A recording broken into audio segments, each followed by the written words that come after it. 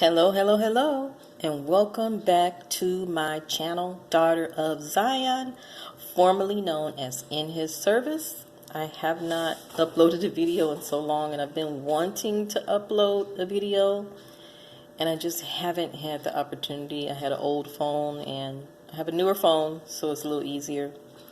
So bear with me. Please like, share, comment.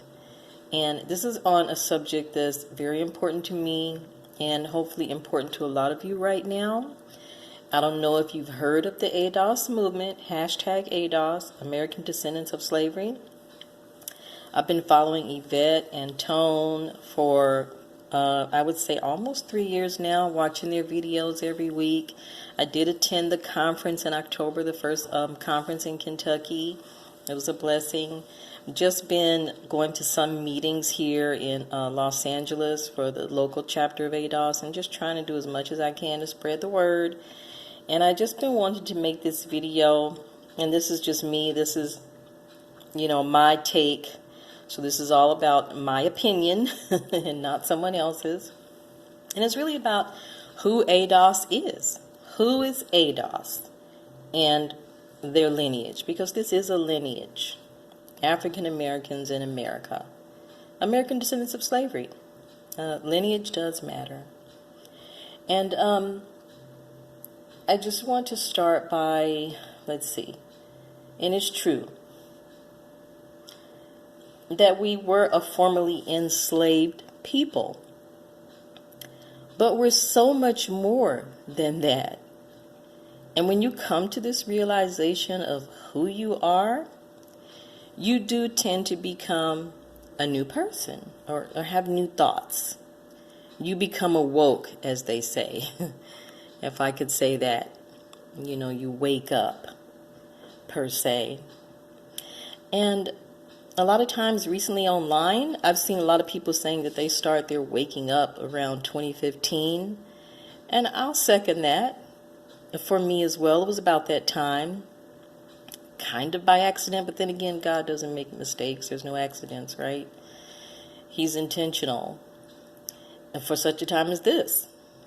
And I've always believed there was more to our story than what we've been told. What we learn in school, or what I've learned in school, what I learned in church from my mom. I just believe there had to be more because things just didn't add up for me. I've always been a person that questioned. I want to know details. I want to know things. And why?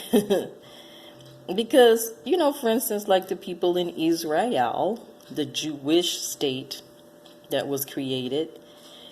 And I just didn't understand, when I learned it, they didn't believe in the Messiah as the Christ, as the Savior.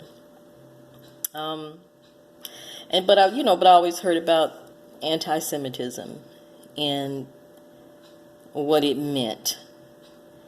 And it just, I don't know, it just all didn't make sense to me, right? And so what did it even mean? What did it mean to be an anti-Semite and Semitic if you are these people from the Bible and the Savior is Jewish, but yet you don't embrace him? It was confusion to me, and I didn't like it. I wanted to know more. And so, let's see. And, okay, so I'm reading, and I'm also trying to stay focused here. Okay, so I'll go back to about who ADOS is. Now, before ADOS was enslaved and enslaved people, we lived somewhere, right? We came from somewhere. We were somewhere before 400 years ago in America. And so where were we? Or where did our ancestors come from? Yes, we were kidnapped, sold into slavery from Africa. And, but okay, Africa wasn't always called Africa, right? In the Bible, it's called Ethiopia, Egypt, Mizraim. The name was changed. And usually names are changed by conquerors, people that conquer a land, colonizers, Can I say that? And historically, that has happened a lot. And also, names are translations of other language in other languages. Names are translations, and they're translated from other languages. And keep in mind that, we had the phonetic language, Old Hebrew, Semitic, Greek, Latin, Old English to modern day English. All translations, words are all translations from that time. Now, lineage matters. That's the crux of ADOS, lineage based. And there are a lot of melanated peoples in America, but ADOS is specific. It's a specific people with a unique lineage. And reparations is a debt owed to those people that were stolen and enslaved for hundreds of years here in America. And even after they were freed by the Emancipation Proclamation, still they weren't free. They weren't whole or even allowed to be full citizens. We were not allowed. We're not allowed to be full citizens for centuries. Now, this journey I'm on is where I'm constantly learning something new.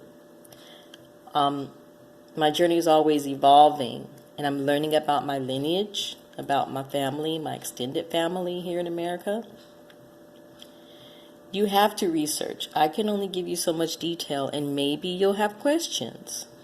I'd love to tackle that. I like just debating, answering questions, whatever you want to call it. And let's see. Now, what do I want to talk about right now? Even though we know we're from Africa, there's something different about us in America, as opposed to Africans in America that have immigrated here, right? And if you do your own research, I'm jumping a little bit ahead, it shows that I'm saying ADOS was singled out in Africa. They weren't called ADOS there, but, Semites, Israelites, Hebrew, at one point, they were singled out when you do the research, because you'll understand that these were different people that lived separate from actual Africans in Africa. But why? What was so different or unique or threatening to make a people singled out at that time in that place? I use many sources. I do use the Bible, Wikipedia, books, encyclopedia, word of mouth, videos, YouTube. I use all that to come up with my take on who ADOS is. Now, in the Bible, it does say that Noah begat 3 sons, Shem, Ham, and Japheth. And there was the incident where Noah was drunk, and there was the curse. Now, when you read, Noah was angry, and he cursed Canaan, which is his grandson. But did Noah have the ability to curse a people? I don't know. I don't think so. Now, in the sidebar, in the Talmud, there's a version about how the Negro is cursed. And you have to, do your research on that. And reading it, you'll understand how some stories can become a type of legend, and people just take it and run away with it. The black man being cursed is one of them. And of course, there's Deuteronomy 28, which we all can read and we can all interpret the way we want to. And Noah blessed his 3 sons and gave them lots of land. And Ham's son Canaan, it's important because we see that Canaan did disobey God's instructions, and he settled in a land that wasn't his. The land that Canaan coveted, that was, or is now known today, that wasn't his, is now known today as Lebanon. And on maps, we can see, well, you probably can't read all this, but I can read it. Lebanon is considered on the Asian continent, bordered by Syria in north and east, and Israel to the south, while Cyprus is west. Okay, but we also have to remember this thing called Pangea, when all the land broke apart. But before that, there was one big landmass. And after the flood, everything started to disintegrate. And people moved, they migrated, they lived together, they had different languages, different practices. We just have to remember all that did occur, at that time. After Pangea, things broke apart. But what I was talking about was Canaan, who settled in a land that wasn't his, and according to research maps, that apparently was Lebanon, which I didn't know. And so, let's see, and they call it also Sidon in Greek, which is along the Mediterranean coast. Okay, that was a land meant for Shem, and his descendants. Now Ham, he did warn Canaan not to light there, but Canaan stayed. He disobeyed, and I'm jumping forward. And then, of course, there came Abraham, Isaac, and Ephraim, of course, was his other son, a separate people. Jacob, Israel, Esau, and Joseph, and how he ended up in Egypt. And for a time, he was welcomed there. I'm just going over all that to prove that, all these people were in a land together and with speaking a similar language. And of course, Joseph was welcomed there, and there was kings. He served in the king's household.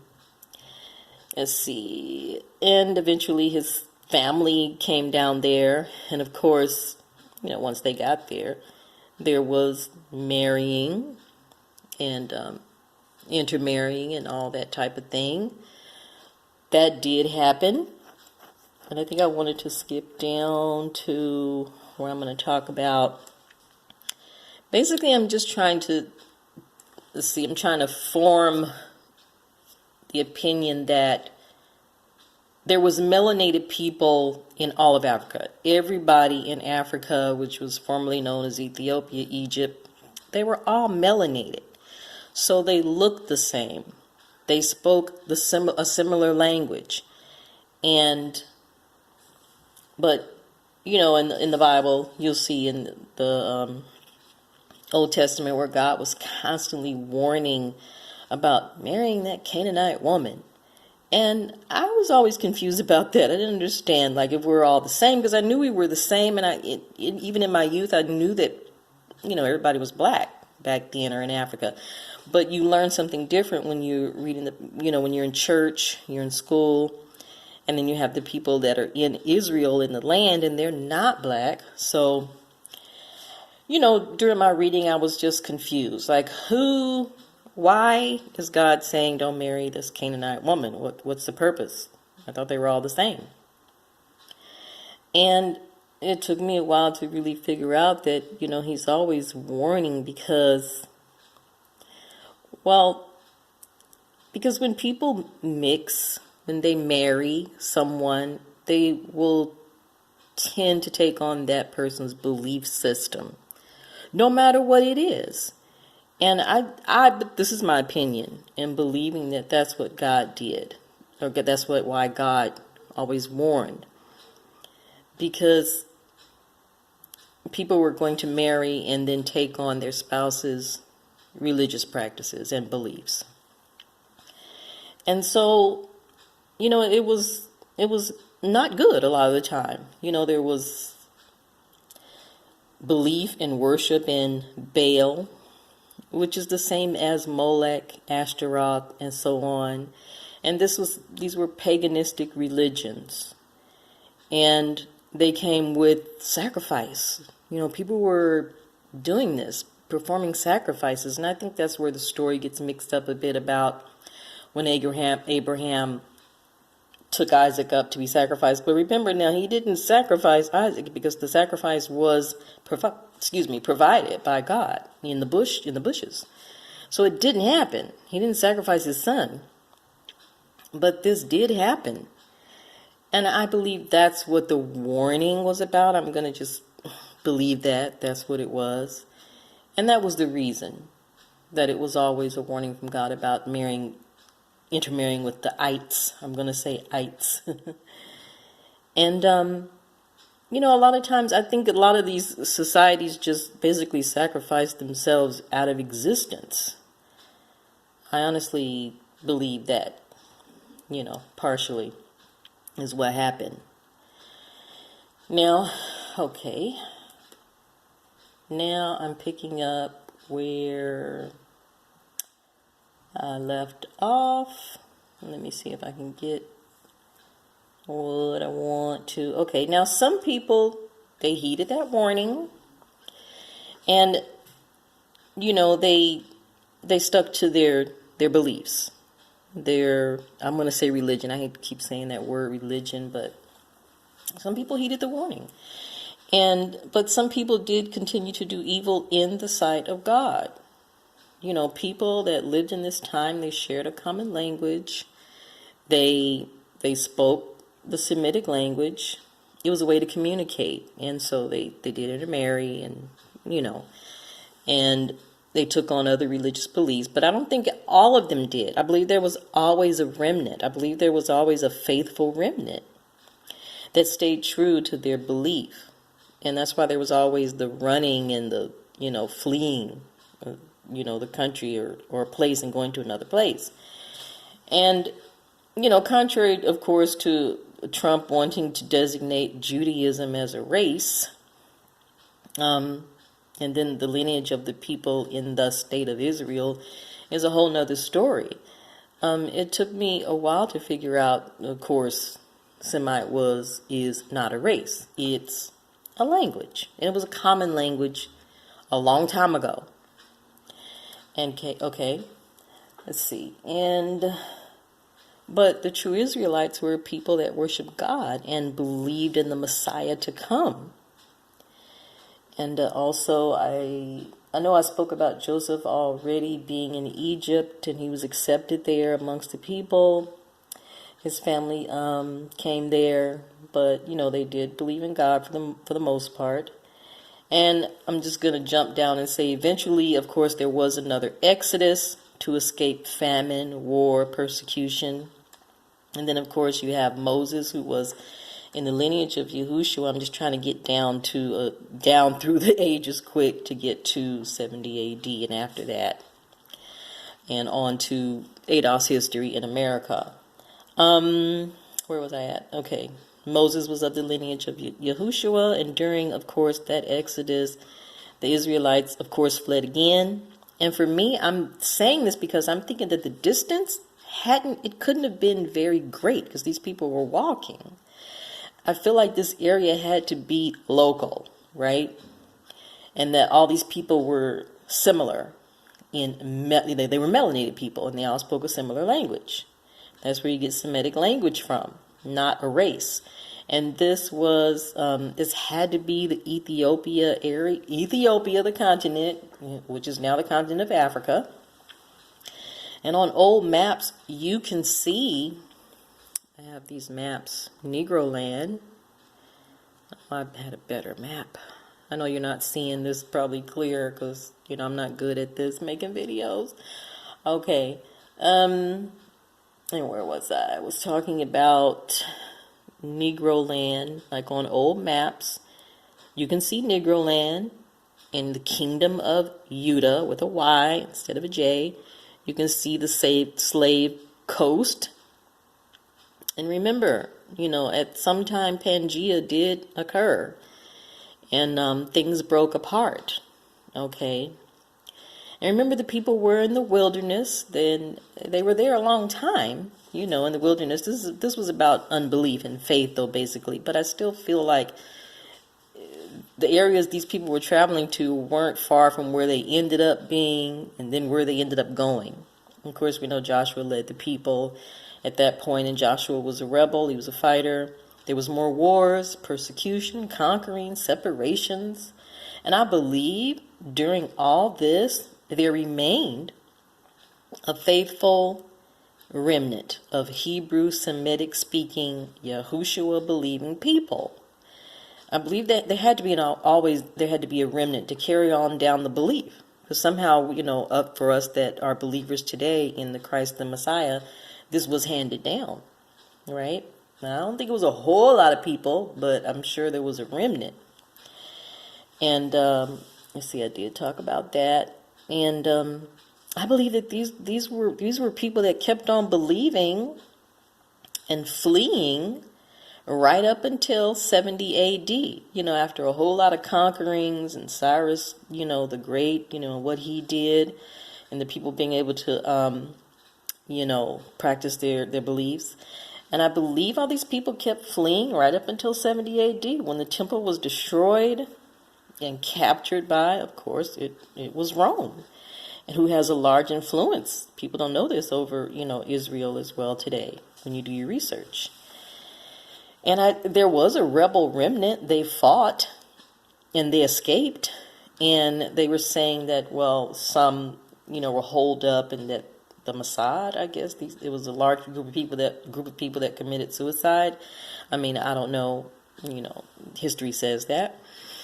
But there were people that escaped. There was a remnant. And I believe these were believers. Now, let's see. Okay. Now, we got to remember, I believe all these people were melanated people. And through your research, you can see there was a distinct difference between Shemitic and Hamitic people living in the Slave Coast region, around that time, let's say, that people started to be taken from that area. They lived separately. Let's see, Africans, of course, are tribal, and there are several hundred tribes, in Africa. They're separated people. They're not one nation. And but I believe that the Semitic people had a different belief system, and I believe they were there living right amongst each other because they were similar. They were melanated people, and they probably had this similar Semitic language that they could share, or that they can live in. And also, so I was talking about the Semitic people living there. Okay, Africans being tribal. Okay, now this group of people, at some point, this group of peoples were started to be taken, sold, kidnapped, enslaved. And for the most part, Hamitic Africans were not. Now, their belief system, the Shemitic belief system, was different then. Christianity was spread in Africa, for the most part, though, through missionaries. Catholic and Christian missionaries after being colonized. So yes, there are Christians in Africa now. There are large nations of Christians, yes. But like around, let's just say, 1300, 1400, life was different then. I'm sure it was. Now there was trading. The Hamitic people did trade with the Portuguese because African people were seafaring people. The Moors, they sailed, they traveled to, sorry about that, people. They traveled to Europe.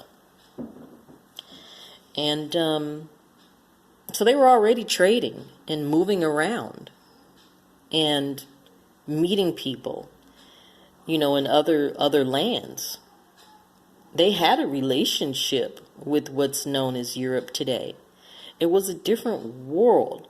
The Moors sailed and traded and mixed in marriage, with Spain, Europe, etc. Now, racism, it was invented. Racism based on color was invented. And before this invention, skin color didn't matter. But class did. The caste system. Now, after the Moors were kicked out of Europe, and, there was papal bulls issued, and trade expanded. People became the commodity worldwide. Capitalism was born, but they needed capital. Islamic slavery was a big deal before the transatlantic slave trade, so it was a known thing. But, how do we know that somewhere somebody just decided, hey, people will make a good commodity.